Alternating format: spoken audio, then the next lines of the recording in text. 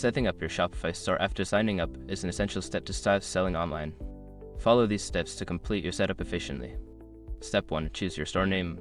Decide on a unique name for your store that reflects your brand. This name will be part of your store's URL, so make sure it's easy to remember and spell.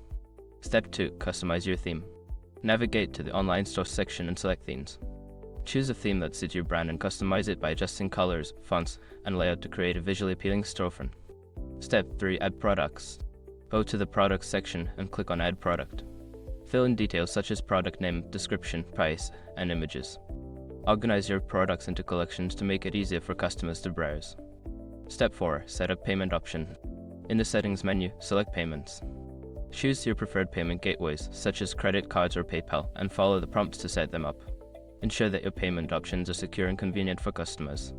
Step 5. Configure shipping settings. Access the settings and then shipping and delivery.